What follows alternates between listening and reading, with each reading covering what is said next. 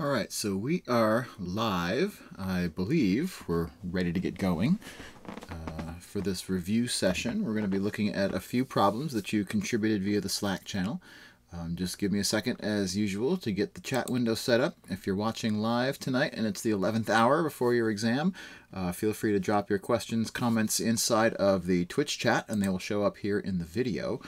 As soon as I get that chat window all set up here. I'm also going to be keeping one eye on Slack as we go along in here as well. So feel free to also add questions that you might have along the way.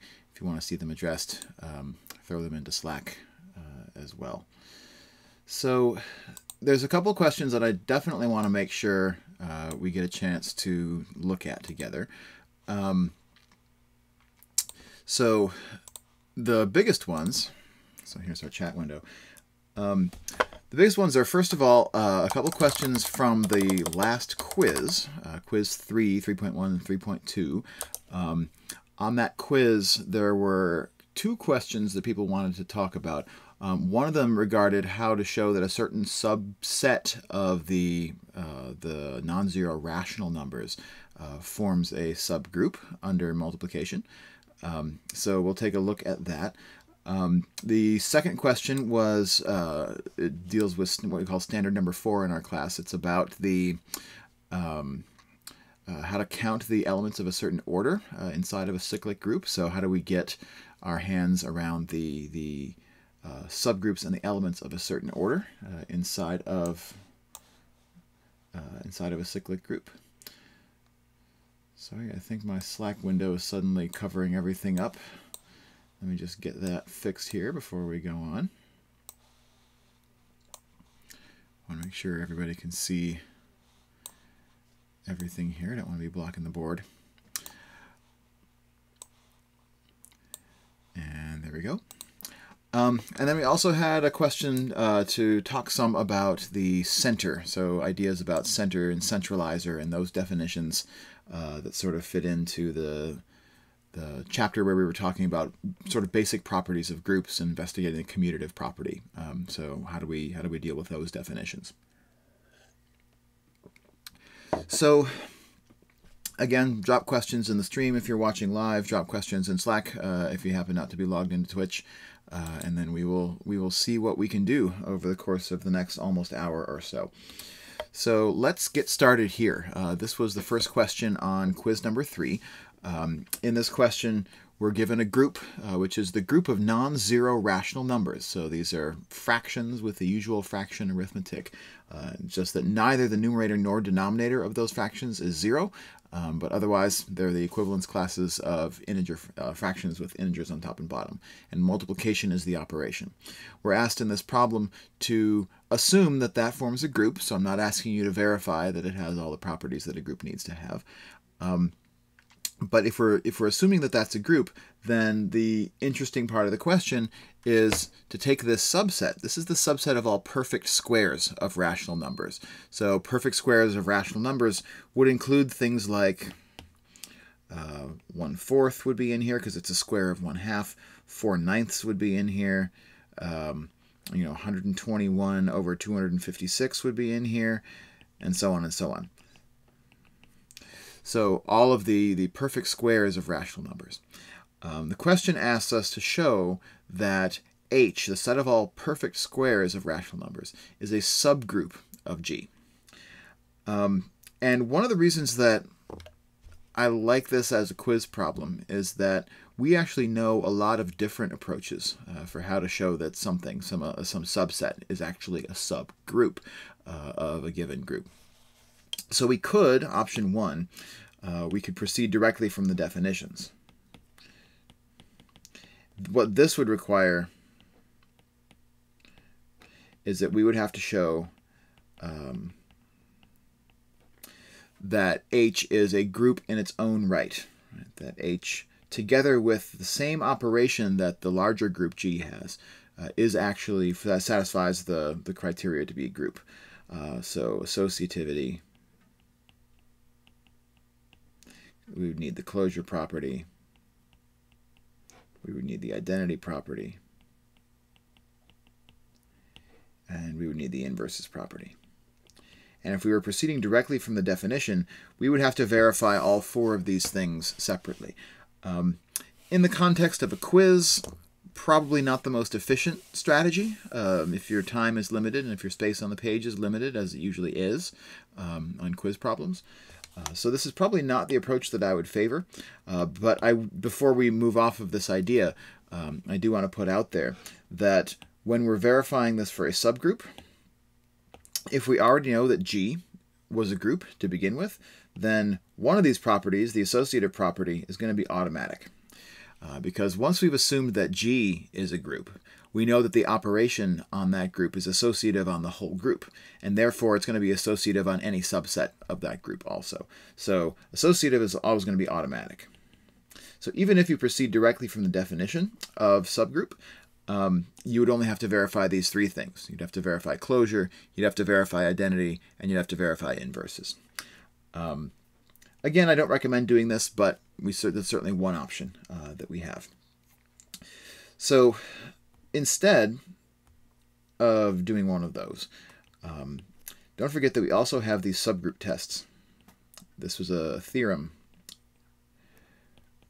from our chapter on subgroups. And what it did was it provided us with some easier to check criteria that are sufficient for H being a subgroup of G. There's the one-step test,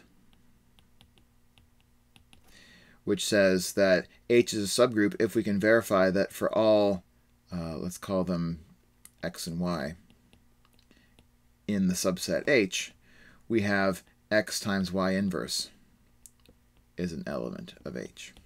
If we can verify that, then the subgroup test theorem tells me that H is a subgroup of G. So this is the most efficient of the subgroup tests, the one-step test. The two-step test has us verify a slightly different thing. It says for any 2 elements X and Y in my subset, if I verify both that X, Y, so the operation of combining X and Y, if you like, the multiplication of X and Y, belongs to H. And then we also separately verify that the inverse of X belongs to H. So notice what we're doing in the 2-step test is we're verifying closure, that'd be this first step over here, and we're also verifying the inverses property, which is this step over here. So we're already having to verify 2 out of the 3 properties that are directly part of the definition of subgroup in the first place. So it's only a little bit more efficient than going directly from the definition, but it allows us to skip verifying the identity property, because the identity property will follow from this combination of 2 properties. And the third option for the subgroup test is called the finiteness test, which says that if G is a finite group,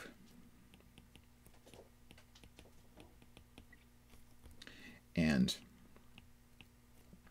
for all x, y in H, we have x, y belongs to H. So what the finiteness test is saying is that the closure property by itself is sufficient to guarantee H is a subgroup of G when G, the larger group, is a finite group to begin with. So the only time that we have to worry about identity and inverses not following from closure in the case of a subset of a group, the only time we have to worry that it might not be automatic is if our original group was infinite. Right? So these are our 3 options for subgroup tests. If we want to use one of these tests, it gives us a more efficient route. If we can just check that check any of these, and it will imply that H is a subgroup of G. Notice that of this list of 3 subgroup tests, one of them is out of the running immediately. One of them we immediately cannot use. That's the finiteness test, because the group G, whoops, sorry, finger slipped. The group G, the group of non-zero rational numbers, that's not a finite group.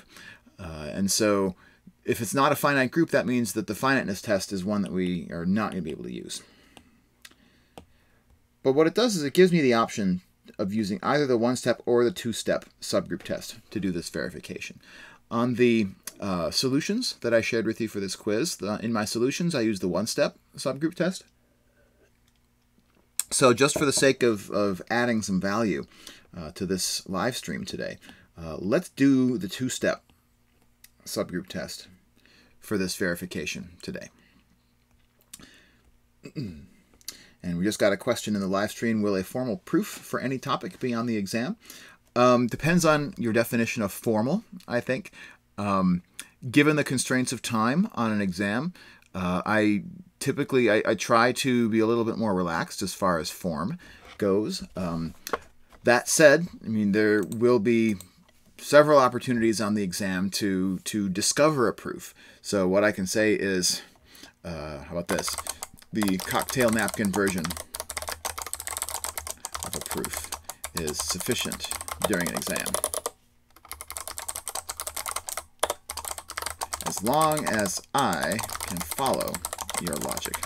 So what I want you working on during the exam is, I don't want you thinking, I don't want you to be policing your formal writing during the exam, because there's not really enough time for you to do that.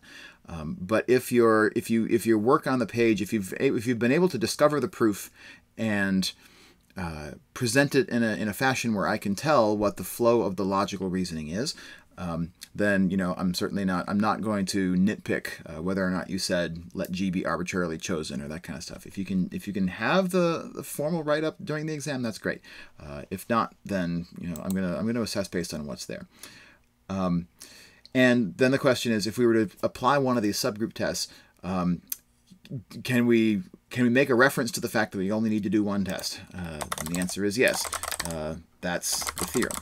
So you can feel free to cite any of the theorems or the results that we've seen and we've proved this semester in our class. So because, for example, the subgroup test theorem says that any one of these three conditions is sufficient for H being a subgroup of G, then as long as you make a reference to it, you can just add a byline. So you just have to say, by the subgroup tests theorem, we only need to show that for all x and y in H, we have xy is in H and x inverse is in H. So when you state your burden of proof, you add a byline to it, right? You reach for that theorem and you say, the theorem says that my burden of proof here is this. And then just go about proving that, right? Verifying that thing that the theorem says that if you verify that, then you're done. So let's go through and do this verification.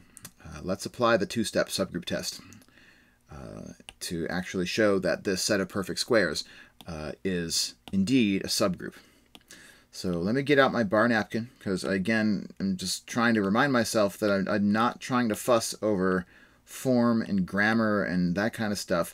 I'm just trying to discover what argument I want for this proof in the end. So again, let me remind myself here, two-step subgroup test. And that's going to require that I do two things, as the name suggests. For any x and y in H, we need to show two things: that xy belongs to H and that x inverse belongs to H. So those are my sort of twin burdens of proof, if you want to think of it like that. So on my napkin, I'm going to just make some space for myself to verify each of those two things independently. So I guess the first thing I would say is that the x and the y that I have on my napkin here, these come from the subset H. And so we know something about them, that they're each perfect squares. They're perfect squares of rational numbers. So on my napkin, I'm just going to write down here, the fact that x and y belong to H means that x is the perfect square of some rational number. Let's say it's p over q squared. And y is the perfect square of some other rational number. Let's say that rational number is r over s. So we know that x and y have this particular form. They're the perfect squares of rational numbers, or the perfect squares of fractions. So given that we know that, now let me remind myself of what the burdens of proof are here on my napkin. I have to show that xy belongs to h. That means I have to show that x times y, if I multiply these two things together, is a perfect square. Is it a perfect square of a rational number? So to do that, let me just take my x and my y from the way that I've now just applied the definition of h. I'm going to kind of mark here. This is the definition of h that I used to show that x and y have to have this form. And then when I multiply these two things together, x times y is going to be p over q squared times r over s squared. But let me move over here. xy equals p over q squared times r over s squared. And then the question is, when I multiply those fractions together, is their product also a perfect square of a rational number? And to show that, I can just do ordinary algebra here, right? P over q, the quantity squared, the exponent distributes through the fraction, so I get p squared over q squared. Same thing with r squared and s squared. And again, that's true because of the arithmetic of rational numbers. The question in the stream is, could we have done this with the one-step subgroup test instead of the two-step? And the answer is yes. After all, those two tests by that theorem have equal explanatory power. So any subset which satisfies one of those tests will also satisfy the other test. The one-step test is, as the name suggests, quicker. And if you look at the solutions that I handed out in class, that was a test that I used in those solutions. So this is a slightly different argument, but again, it has the same logical power as using the one-step test. It just maybe is a little bit longer. And so what you find out when you simplify this is just based on how we multiply fractions, right? Multiply fractions by multiplying across the numerator and across the denominator, and so I get p squared times r squared on top, q squared times s squared on bottom. I can factor out that power and end up with pr over qs, the quantity squared. And by definition of our subset,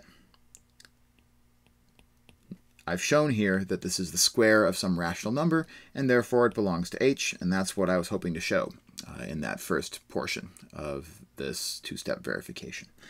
And you might be able to see where this second step is going here also.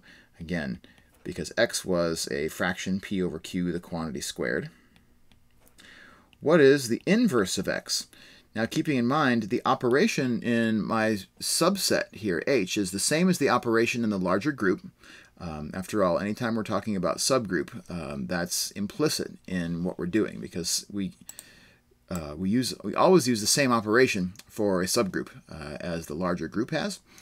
And so the inverse here is the inverse in the sense of multiplication. And so what that means is it's the multiplicative inverse,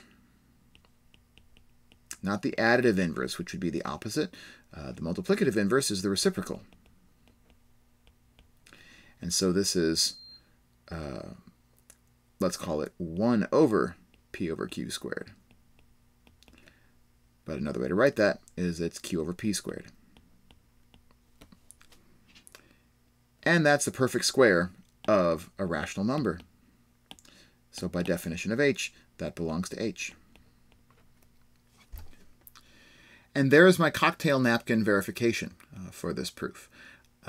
If this were a homework problem or a proof portfolio problem or something, I would probably take the time to go back through and write the formal version of this with all of my sentences where they need to be, all of my lets and bylines and all of that stuff. But in the context of an exam, if you have work that kind of looks like this and even just have a couple of sentences around it, such as sort of what I wrote up here, we'll use the two-step subgroup test, which says that we verify that for any x and y and h, that this is true and that that's true. And if you have this work down on the page that shows why we have closure and the inverse property for this subset, then I would say that that meets my standard of being able to apply the subgroup test for this. So So there's an example of using the two-step subgroup test to verify that something is a subgroup of G. If you want to see the one-step version, you can look at the version of the solutions that I handed out in class. Let me pause here before we move on for just a few seconds and ask if there are any other questions about this solution or about the process of using subgroup tests, applying subgroup tests to show that a subset is a subgroup.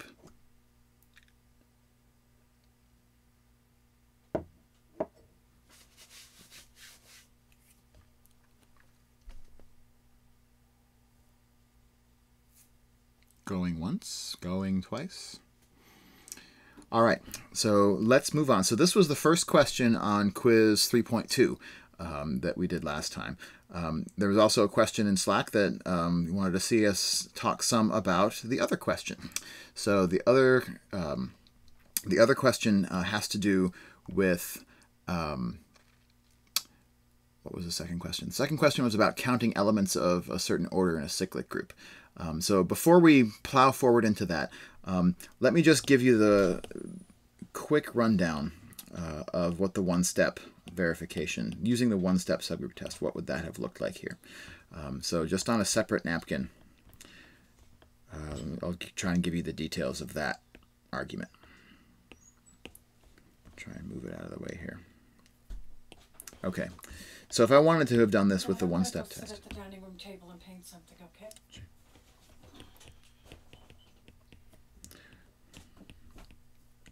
So to apply the one-step test, what we would need to show is that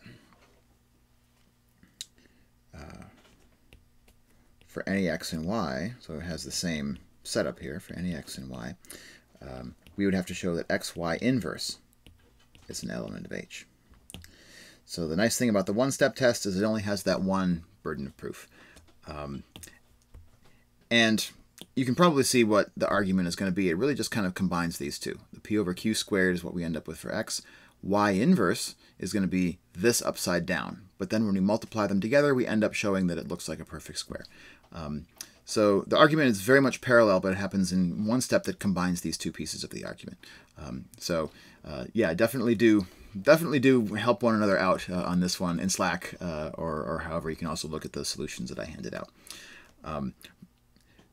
There's also a question in the channel about how I mentioned at one point that the Hilbert Hotel is awesome because it always has vacancies.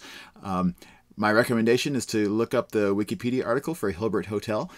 It's a classic story that David Hilbert, who's one of the most famous mathematicians of the early 20th century, he used a hotel metaphor to explain the concept of infinity. So definitely check that out. It's a great part of sort of mathematical lore and culture. So it's a famous analogy that Hilbert likes to make. Okay, so let's look at that second part of quiz 3.2.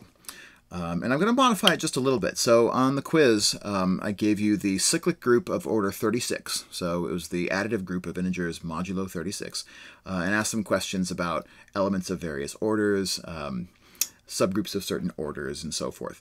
I just want to change it a little bit and just make the cyclic group here order 20 instead of order 36. But I'm going to ask a similar set of sort of questions. How many different generators are there for this group, the additive group of order 20? How many elements of order 5 are there in this group? And then the third question is, find me a subgroup of order 10 inside of Z mod 20. So one of the things that we could do is we could approach this problem by drawing a subgroup lattice, determining the subgroup lattice for Z mod 20. That's kind of hitting a fly with a sledgehammer in a lot of ways.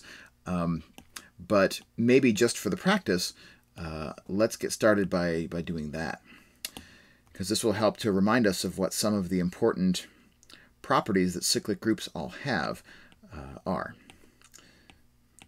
So when I'm going to make a subgroup lattice for a group of order 20, I'm going to want a rung on this ladder, if you like, for every single divisor of 20, from 20 all the way down to 1. So I'm not sure if I have enough room here for all the rungs that I want. I think I might be okay. So I'm just going to write out here all of the divisors of 20 in descending order. So 20 followed by 10, followed by 5, followed by 4, followed by 2, followed by 1. Oh, okay, so cool, I've got enough room. And so what I'm going to try to do here is write down what all of the subgroups of these given orders happen to be, knowing that the group at the top is always going to be the whole group. So the whole group Z mod 20 is going to be on my top rung. On my bottom rung, the only subgroup of order 1 is the trivial subgroup. So it consists only of the identity element of my group. And then every one of these rungs in between, we're going to try and fill in some subgroups. Now, the glorious thing about cyclic groups is that for a cyclic group, every subgroup is also going to be cyclic. And so it's enough for us to just specify the generators of the subgroups, the cyclic subgroups that we get here in the middle. Remembering that, and this is, I think, a key observation when working on problems like this, is that in a cyclic group, well, not even in a cyclic group, let me back up a second, in any group, if we look at the cyclic subgroup generated by G, so for any element G, the cyclic subgroup generated by G has as many elements, so the order of that subgroup has as many elements as the order of the element G. This is kind of a scary definition because it's blending together into one observation the definition of the order of a group, number of elements, and the definition of the order of an element, which is how many powers before we get back to the identity, right? And this is showing that there's a relationship, that the reason that we use the same word order for these two concepts is that the order of an element is the same thing as the order of the cyclic subgroup that that element generates. In other words, the set of all of its powers. And how this observation helps is that what it means is I can look for an element of order, I can look for a subgroup of order 10, for example, by instead looking for an element of order 10 and just taking the cyclic subgroup that that element generates. So I'm just going to kind of make a note to myself here. Find me an element of order 10. If you find me an element of order 10, then the cyclic subgroup that it generates is going to be a subgroup of order 10. So how do I find an element of order 10 inside of this additive group? It's a number which, when added to itself 10 times mod 20, gets me back to the identity. And I think the simplest element that we could choose to do that is 2. Exactly. Very good. 2 is one of those. Great job. So if we wanted to be super brutal about it, we would write out the subgroup generated by 2 is 0, 2, 4, 6, 8. It's all the even residues mod 10. ... I've got somebody on Twitter asking me right now, you teach a class at 10:30 p.m.? Yes and no. This is, like I say in the title, this is the 11th hour exam review session. And I would have done it earlier in the day, but I've been working from home all day, and my 2 twin toddlers don't go to bed until, well, they got to sleep probably about 45 minutes ago. So it is what it is, I guess. And the great thing about these live streams is that they're archived, and so those people who did the same thing on the night before the exam and they they went to bed to get appropriate sleep, they can all watch it in the morning as part of their 11th hour study process. But yeah, if we listed out all of the powers of 2 in this group, we would have gotten all 10 of these elements, 0, 2, 4, 6, 8, 10, 12, 14, 16, 18. And so an element of order 10 generates a subgroup of order 10. And so then we'll just keep going along the way. That my element of order 5, an example would be 4. An element of order 4, I would get 5. An element of order 2, I would get 10. And the great thing about a cyclic group is that every single one of the rungs on this ladder has a unique subgroup on it. There's never more than one distinct subgroup on one of the rungs of this subgroup lattice. And then all I'll do is draw in some lines that connect from bottom to top. And I have my subgroup lattice. So this is, again, it's overkill for the problem that's being asked here, but it's getting us thinking, I think, in the right way about where subgroups are going to come from for a cyclic group. And then once we know that, then we're going to have a clearer path toward answering the questions that we have here. So, okay, let's look first at the question. I think the trickiest question is this first one. Before we get there, though, the question in the stream is, why did I draw the blue lines the way that I just drew them? How come I didn't, for example, connect the subgroup generated by 5 to the subgroup generated by 4? And the short answer for this is that the lines connect subgroups of subgroups. In other words, I'm only going to draw a line in between two subgroups if one of them is a subgroup of the other one. And if we, again, get brutal for a second and just list out the elements of the subgroup generated by 5 are the multiples of 5 mod 20, 0, 5, 10, and 15. Right? That's a subgroup of order 4. Meanwhile, the elements of the subgroup generated by 4, 0, 4, 8, 16, and 20, but 20 is equal to 0. I'm missing something. Sorry, I'm missing 12. 16. Right, so there are my 5 elements. Notice that this is not a subset of that. And so I don't draw a line connecting these two because not every element of the subgroup generated by 5 is an element of the subgroup generated by 4. But that is true that every element of the subgroup generated by 4 is also an element of the subgroup generated by 2. Why? Because every multiple of 4 will also be a multiple of 2. Every multiple of 10 is also a multiple of 5. But because 5 and 4 are relatively prime, not every multiple, and in fact, the only multiple that does satisfy this is 0, and then 20. So everything does satisfy it as 0 mod 20. Not every multiple of 5 is a multiple of 4, or vice versa. So that explains why some of these have lines connecting them and other ones don't. So we can actually answer the third of these prompts immediately, right? Give me an example of a subgroup of order 10. Well, I can answer that just by saying it's a subgroup generated by 2. And depending on how explicit you're feeling during the exam, and by explicit I mean you want to write out all the details, not explicit as in you want to throw out some 4-letter words to describe how you're feeling, although both might be true depending on the situation tomorrow. I would be okay if you just wrote angle brackets 2 like this and use that as your answer, right? The cyclic subgroup generated by 2 is a subgroup of order 10 inside of Z mod 20. So let's look at the other two problems because these are problems that are a little bit more subtle. They're not just answered by looking at the subgroup lattice that we have down on the page here. But notice that they're both related questions. On the one hand, in question 2, I'm asking how many elements of order 5 are there?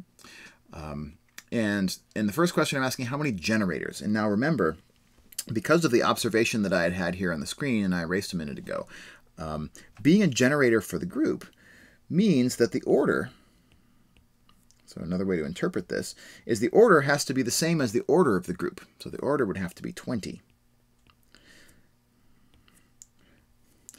So another way to interpret the first of these prompts is to say that I'm asking how many elements of order 20 are there inside of this group. And all of my elements of order 20 are going to generate this subgroup of order 20, which happens to be the whole group. But the question about how many there are is not answered as easily as we might think, because we'll have to do some ruling out of some elements. There'll be a quick way to do this in a second, but just bear with me. 17, 18, 19, 20. Oops, 20 is equal to 0. All right, so here's a list of all of the elements of my group, i.e. these are all the elements of my subgroup of order 20. And some of them will generate all of Z mod 20.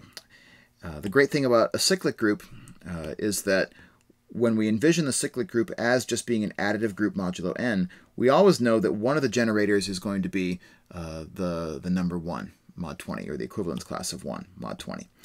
So this is going to be a generator. That's going to have order 20. But 2, meanwhile, is not a generator. So let me cross it out. And one of the reasons that we can actually see from our subgroup lattice is because 2 shows up here as the generator of a smaller cyclic subgroup. Right? So 2 generates this smaller cyclic subgroup, so it doesn't generate the whole group. Same thing with 4. 4 is a smaller cyclic subgroup. Oh, sorry, 4 generates a smaller cyclic subgroup because we can see it here. It generates a subgroup of order 5. So we can get rid of those. It's less obvious why, for example, we can get rid of 18. 18 doesn't generate the whole thing. And we can get rid of 18, it turns out, because it generates the same thing that 2 generates. This is an observation that is part of one of our proofs in the proof portfolio that can actually help us to narrow down our search in questions like these a little bit. So this is, let me call it a theorem. And we can take it for granted. If you would like to cite this and use this as part of an argument on the exam, you're welcome to do that. The theorem says that the order of any element and the order of the inverse of that element agree with one another.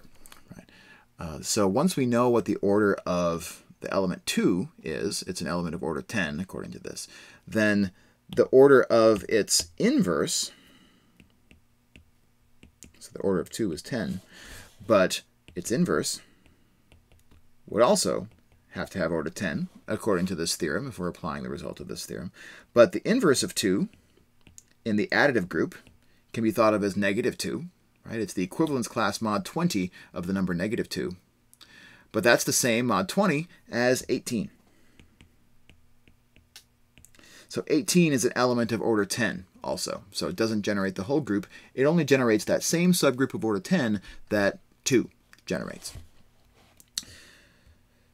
So if we wanted to, we could use this as a kind of a sieve and just go through and cross out everything which doesn't generate the whole group. But the wiser, the way to do this that avoids having to do all of that work sort of one by one is I'm allowing us, I suppose, is a better way to say it. I'm allowing us to use some facts with number theory that can help to narrow our search. By the way, the question in the stream is, does it also work for 4 and 16? The answer is yes. So 2 and 18 are inverses, and therefore they generate the same cyclic subgroup. 4 and 16 are inverses, so they generate the same cyclic subgroup, and therefore they have the same order. 5 and 15 are inverses, so they generate the same cyclic subgroup. 10, it turns out, is its own inverse in Z mod 20, so we don't actually get any new information there. But that's one of the quickest and easiest ways to find a second element of the same order when we're hunting, for example, for elements of order 5. If I find a single element of order 5, then I can take the inverse of that element and it'll be another element of order 5, although it may not be a distinct element of order 5 if I, for example, have something which is its own inverse. But that's sort of the low-hanging fruit. If we have to do some more searching, then we can do some more searching. So let's get to the point on this one. So what is the number theory that we can plug into this that will help us to be a little more efficient? And the number theory says the following, that K generates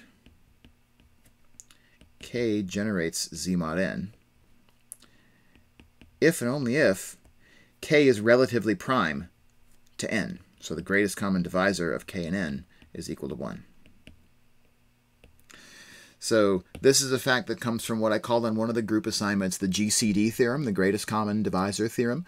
And so if the question is asking me how many generators are there for G, then what I need to do is I need to count how many of these residues mod 20, how many of these numbers between 1 and 20, how many of them are relatively prime to 20.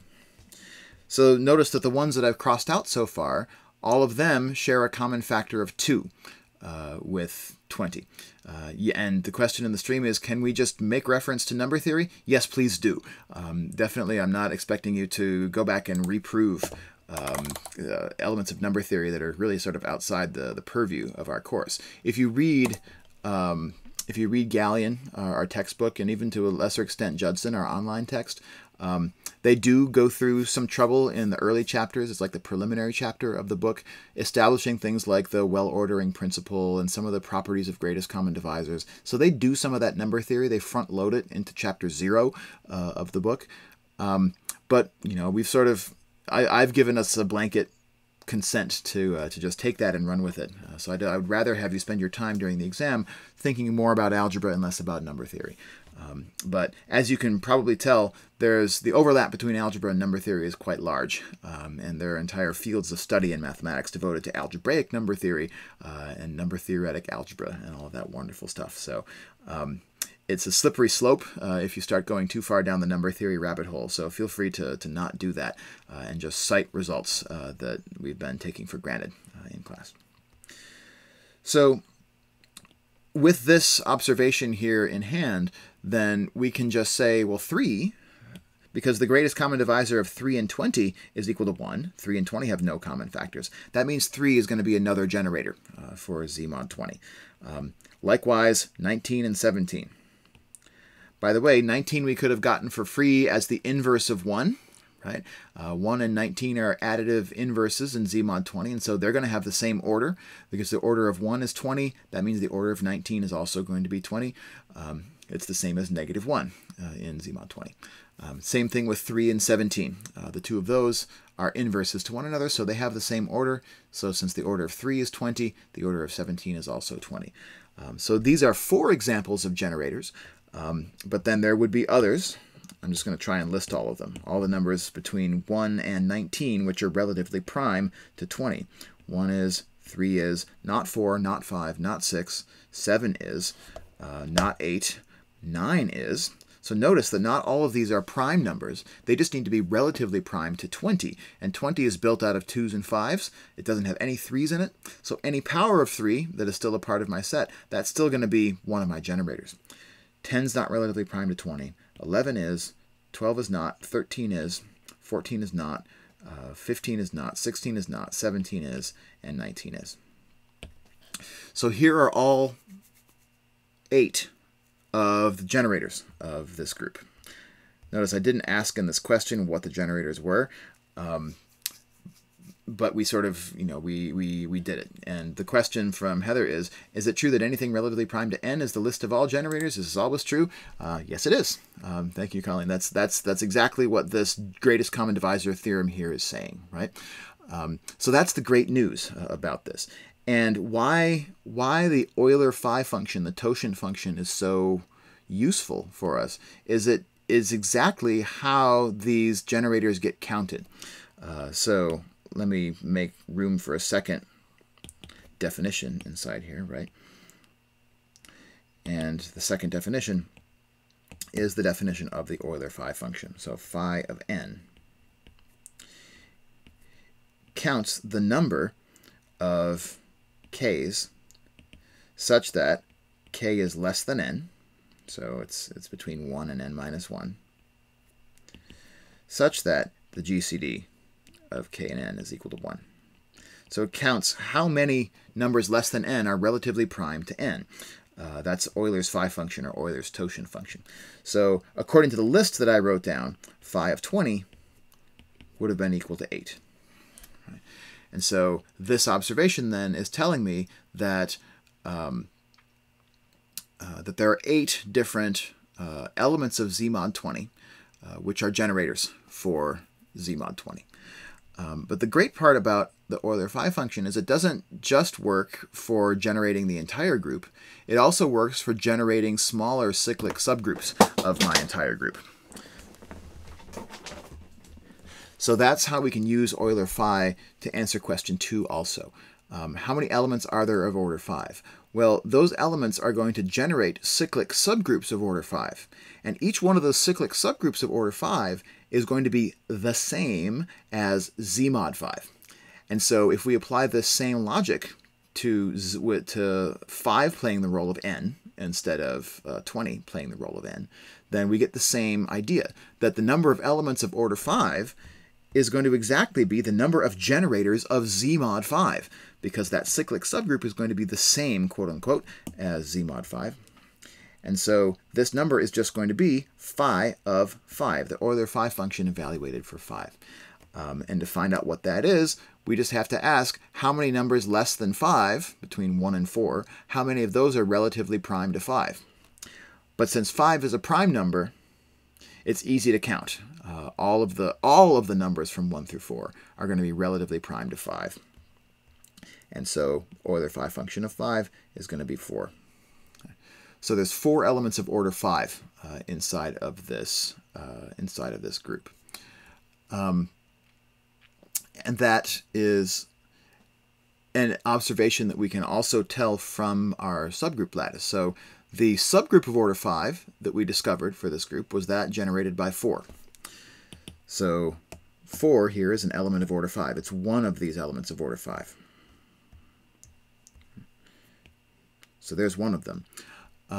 But we can check that 8 is also an element of order 5. 12 is also an element of order 5. 16 is also an element of order 5. And if you're unsure about that, you can just check it directly. Just try adding, for example, 12 plus 12 plus 12 plus 12 plus 12. If you add it to itself 5 times, you get 60, which is back to 0 mod 20. And none of the lower powers of 12, none of the lower multiples of 12, I guess you could say, none of those wrap back around to the identity. None of those equal to 0 mod 20.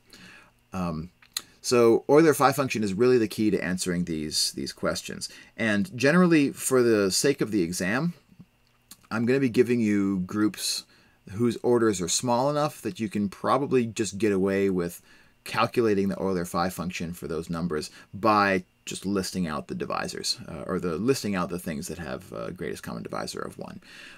If we really wanted to get super high-powered and, ask how many elements of order 165 are there inside of Z mod 2000, that would be a bit scarier. We would have to use some of the properties of Euler phi a little bit more.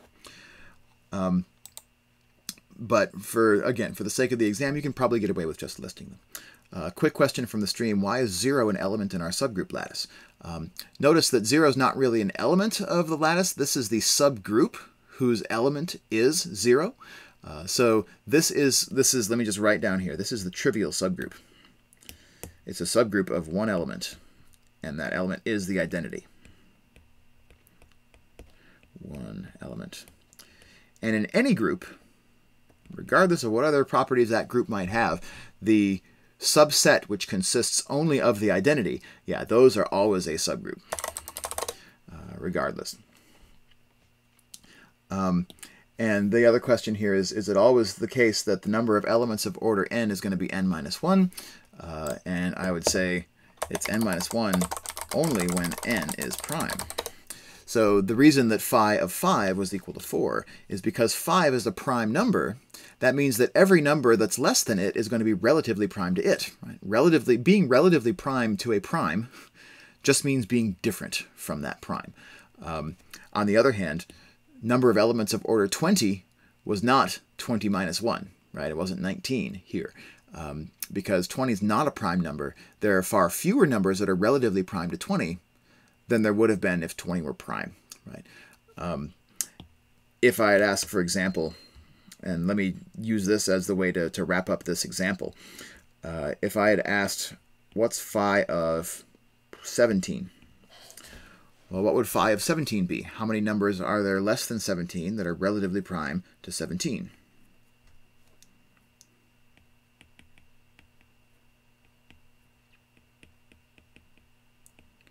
Since 17 is a prime number, there are 16 elements of order that have 16 numbers less than 17, which are relatively prime to 17. So the question I want to ask to wrap this up is, does this mean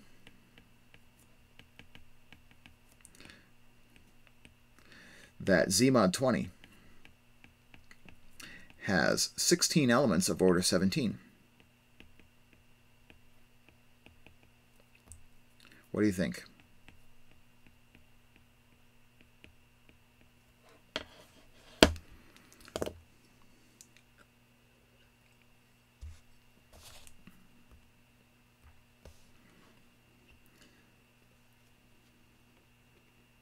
This is kind of a leading question, I suppose.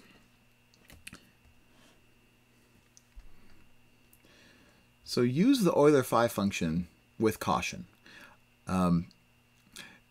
Because one other thing that we know about cyclic groups is that in a cyclic group, the order of any element has to be a divisor of the order of the group. That's why when we made our subgroup lattice over here, the only rungs that we listed on our lattice are the divisors of 20. 20, 10, 5, 4, 2, and 1. 17 was not on that list, right? There's not a subgroup of order 17, and therefore we can't find an element of order 17. So use it carefully. Just because phi of 17 is equal to 16 doesn't mean that there's 16 elements of order 17 in Z mod 20.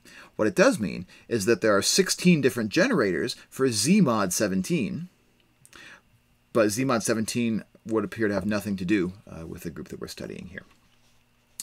Then the question in the stream is, if we think about phi of 20 being 8, what's another way to use the properties of Euler phi to get to that?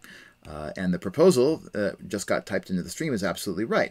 If we wanted to use the properties of the Euler phi function to get phi of 20, we would want to find the prime factorization of 20. We can get that just by breaking 20 into a 4 and a 5, and those are relatively prime. Since those are relatively prime, phi of 4 times phi of 5 is equal to phi of 20. And then we can individually count phi of 4 is equal to 2, because 1 and 3 are relatively prime to 4. Phi of 5 is equal to 4, because 5 is prime.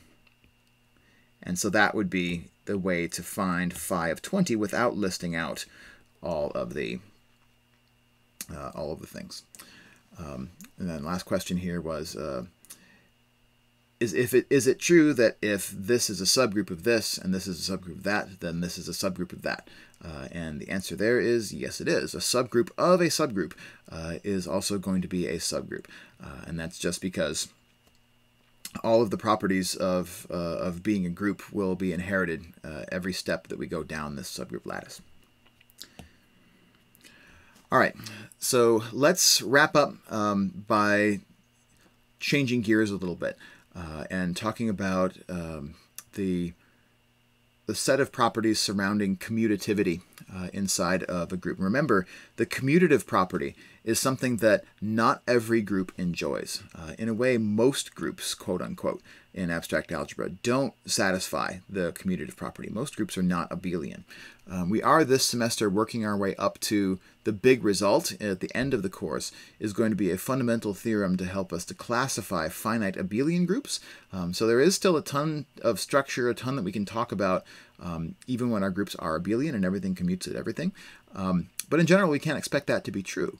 And so we have these definitions that we got in Chapter 3 that help us to think about when a group is not abelian, how can we still look at some substructures inside of that group that might have the commutative property inside of them. And so we talked about the center of a group and the centralizer of an element in the group. And so what I want to do here is I want to look at a proof that uses the concept of centralizer to be able to come up with a proof. So just because I'm still kind of amused by it, let me bring in the metaphor that I threw into the Slack channel a little while ago. So when we think about what the center of a group is, or maybe I'll back up a second. When we think about what commutativity means, one of the real benefits to commutativity is the ability to take elements in a product and slide them past other elements in that product. So here's how I kind of said that a little earlier today inside of Slack. So we can think of, I'll slide it over here.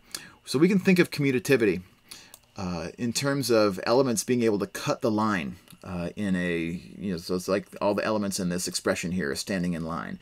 And if A commutes with B, that means that this A here can shove its way past all of the B's to get to the front of the line if it wants to. But once it hits this H, if it doesn't commute with H, then it can't go any further forward. And the same thing could happen in reverse, right? If I wanted to take this A and slide it past those B's, Or if I wanted to take the B's and slide them past the A's, I can do that, right? So the B's and the A's can trade places in line when they're next to one another as much as we want to. However, it helps our argument. And so when we think about what the center of a group is, the center of a group are the things that commute with absolutely everything. So these are going to be the elements that can shove their way past anything in line. So these are the rudest elements in the room, if you like. These are the Kanye West elements. They can absolutely cut in line past anybody that they choose, and nobody can say boo. If they commute with everything, then they can just shove their way forward. It's not a big deal. So the center are going to be those elements that we can put them anywhere inside the line that we want to, because they can slide past any element of the group. They commute with everything. Meanwhile, the centralizer of an element is the set of everything that element can cut past in line, everything that element can slide past. So if Kanye here is A and Taylor Swift is an element in the centralizer of A, then that means that he can go on either side of her and it doesn't make a difference, right? So he gets to shove past her in line as much as he wants to. But then if there may be other elements that are not in the centralizer of A, then he won't be able to cut past them.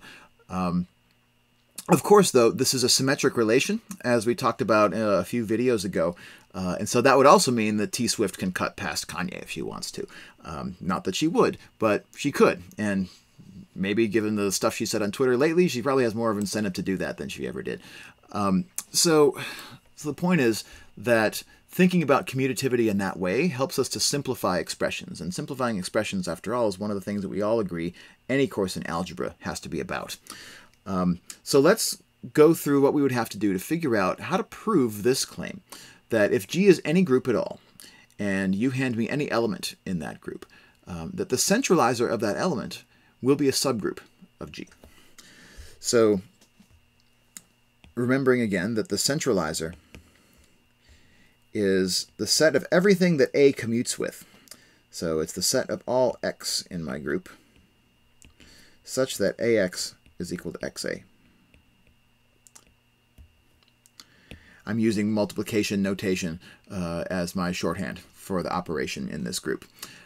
So let's see if we can figure out how to write a proof of this thing. I'm going to first just take out my cocktail napkin. And again, in an exam context, the cocktail napkin version, if it's sufficiently easy for me to follow, will be great. If you're writing this up for your proof portfolio, I might have a higher standard of communicative excellence. But for the sake of an exam, if you've got the logic sound, then you're going to be in good shape. So the burden of proof here is we have to show that H is a subgroup of G. So again, just like we talked about 30 or 40 minutes ago, we could proceed directly from the definition of subgroup and show associativity, closure, identity, inverses, realizing that associativity is guaranteed because G is already a group in the first place. But we would have to verify closure, identity, and inverses all separately. And that would be fine. But again, I kind of want to get those subgroup tests into our skulls for tomorrow. So let's think about the subgroup tests. And since they all have equal explanatory power when they apply, we don't know here that G is a finite group. So the finite subgroup test is not one that we could use. But the 1- and 2-step subgroup tests are both equivalent to one another, and so I can pick either one. Since we used the 2-step test earlier in a video, in the video today, let's use the 1-step test to establish this result. And the 1-step test, again, says that for any elements, let me call them G and H, in my group, in my subset H, I want to show that G times the inverse of H, where that inverse is taken in the, with respect to the operation of the group G, that G H inverse belongs to H. So that's my burden of proof. I'm going to put that over here in a box to remind myself of what it is that I now need to set out and establish. So let's try and establish that. We know that G and H belong to the subset H. And H is the centralizer of A, so we have a definition up here for what H is. Right? Because it's been written in the set builder notation, it gives us this handy-dandy little equation that we can use to give us material on G and H. So the fact that G belongs to the subset capital H, the centralizer of A, means that when I replace X by G, this equation will hold. AG is equal to GA. And then same thing for H. When I replace X by H up here, I can assume AH is equal to HA. And so these are two things that I am assuming are true. These are things that we know. So that's the know. This is the show. Right. So now all I have to do is determine whether GH inverse belongs to H, and applying that definition of H again, I would have to show that now the role of X here is being played by the product GH inverse. So A times GH inverse, I need to show that that's equal to GH inverse A. Right? So I need to show that GH inverse can cut past A in line, or vice versa. Right? So that's now my burden of proof. And if I were writing this up in a formal fashion, I would probably want to remind the reader each one of these steps. We want to show that this is true. And then I would rephrase this. By definition of H, this means that we must show A GH inverse equals GH inverse A. And so now that I know that this is my burden of proof, and my burden of proof is an equation, I'll do what I do with any equation fashion burden of proof. Start from the left-hand side of it and try and work my way until I get the right-hand side of it. This is all going to happen on my napkin here. So A GH inverse. And so I stare at this for a while and I ask, well, what do I know about this? I know that AG, this is really the only piece of this that I can say anything about. AG is equal to GA. We know that by assumption of G being an element of H. And so I will use that observation to make G into my Kanye and A into my Taylor Swift, right? Just shove past and get to the front of the line. So this is equal to GA H inverse.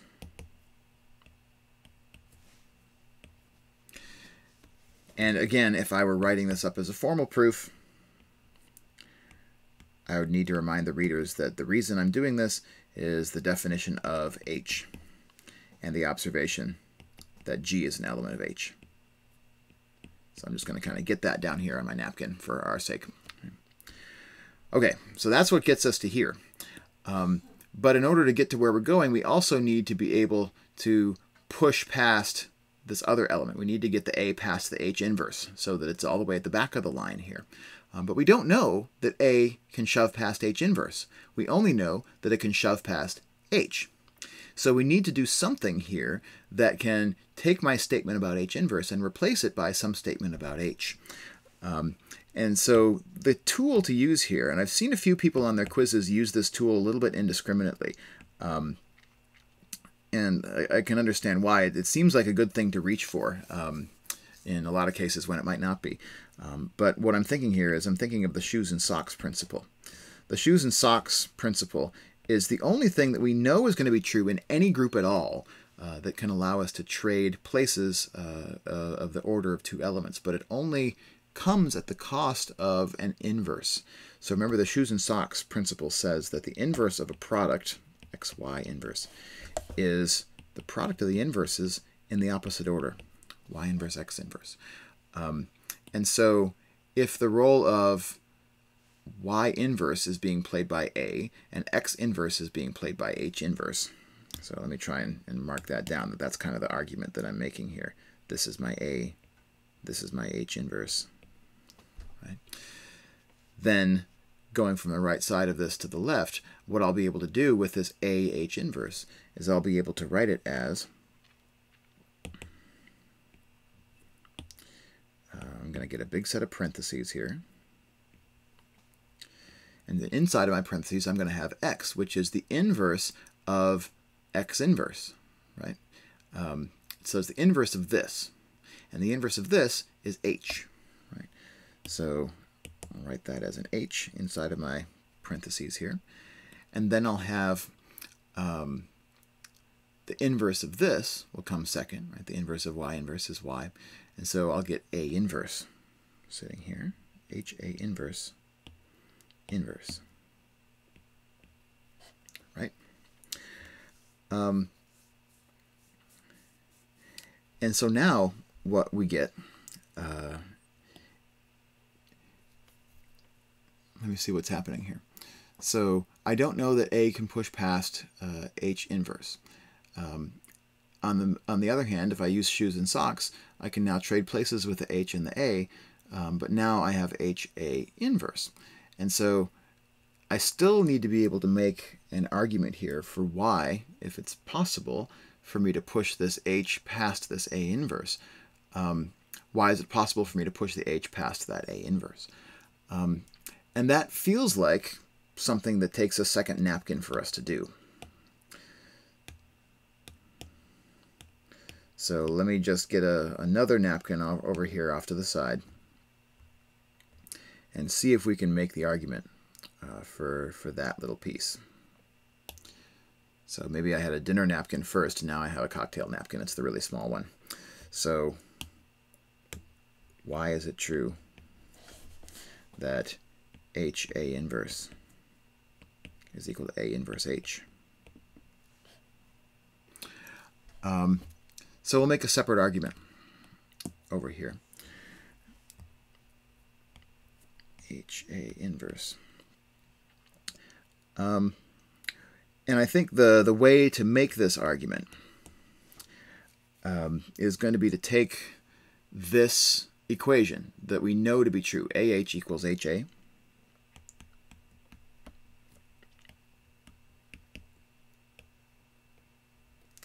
And we want to somehow make this equation into an equation that brings A inverse to the party. And so what I would do is try and maybe take the inverse of both sides. So AH inverse is equal to HA inverse. And then applying shoes and socks, H inverse A inverse equals A inverse H inverse. So we know that that's true. And then if I want to somehow get this into something about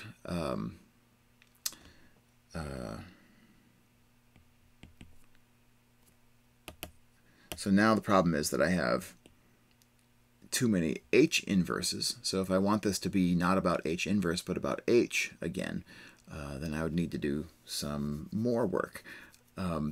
What I could do, I suppose, is let's suppose that we multiply both sides of this equation by A on the right. If I do that, it'll cancel out this A inverse on the left, and it'll give me that. And then,